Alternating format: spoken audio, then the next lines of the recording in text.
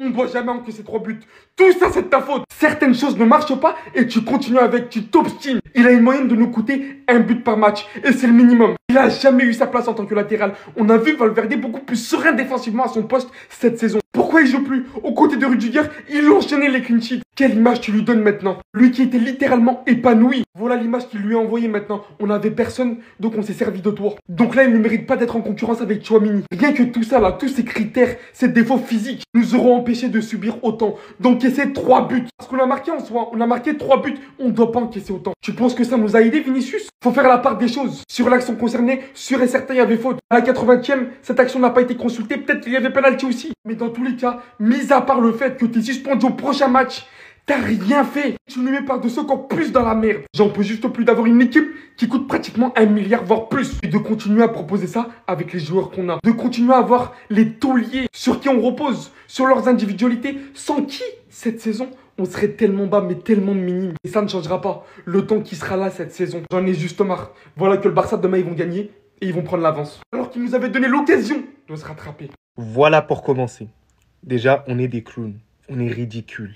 3-3, match nul, on concède face au Rayo Vallecano. On sait que c'est une équipe assez compliquée à jouer. Mais franchement, le Rayo Vallecano mérite la victoire. On a été tout simplement ridicule aujourd'hui. Alors en première mi-temps, mais c'était le Graal, mais c'était du jamais vu. Ce soit Franck Garcia. Alors Franck Garcia, faut immédiatement le vendre. Il n'a pas le niveau pour pouvoir jouer au Real Madrid. Alors je ne comprends pas certains qui sont en train de le sucer en me disant qu'il apporte énormément offensivement. Mais les gars, il apporte où offensivement? Dites-moi, français, est-ce que tout son apport offensif lui dédouane totalement de ses largesses défensives? À croire, vous me parlez d'un Marcelo Prime, mais vous n'avez pas honte? Lucas Vazquez, match catastrophique. Voilà, on va pas se mentir. Voilà, tout le temps on trouve l'excuse du fait que, bon, latéral droit, c'est assez compliqué pour lui. Mais non, il a été nul aujourd'hui. Catastrophique. En défense centrale, Rudiger, nul. Voilà, c'était 0 aujourd'hui. Je suis désolé. Notamment ici, on a eu de la chance que l'arbitre ne décide pas de siffler un penalty à ce moment-là du match. Parce qu'il aurait pu. Ça m'aurait pas étonné plus que ça. Et surtout, heureusement que les attaquants se sont réveillés. Voilà, parce que... Franchement, que ce soit Rodrigo au début, bon, il était un peu timide, j'étais un peu énervé sur lui. Mais après, il s'est réveillé. Il a réussi à prendre le jeu à son compte et c'est ce qu'on demande de Rodrigo. Bordel, arrête de te cacher. Montre que tu sais jouer aussi toi au football. Le match de Bellingham, comme d'habitude, taille patron, il court partout sur le terrain. Il essaie de marquer les buts qu'il faut. D'ailleurs, il a mis un but encore aujourd'hui. Par contre, pour d'autres joueurs, il va falloir se réveiller. Parce qu'il y a un moment donné où on attend, mais on va commencer à toquer devant vos portes. Je vais en faire une vidéo après. Les amis, qu'est-ce que j'ai fait? Qu'est-ce que j'ai demandé? Parce que très clairement, le football est totalement clément avec moi. Les gars, c'est incroyable. Les 6 derniers matchs que j'ai vus, il y a eu minimum 5 buts dans le match, avec des scénarios exceptionnels. Tottenham, Chelsea, Atlético, Séville la semaine dernière. Cette semaine, Atalanta, Real, Dortmund, Barça, Lyon, Francfort et maintenant, Vallecano, Real Madrid et ce 3 partout exceptionnel. Les 30 premières minutes du Rayo Vallecano. Les 30 premières minutes du Rayo Vallecano. Exceptionnel, les gars.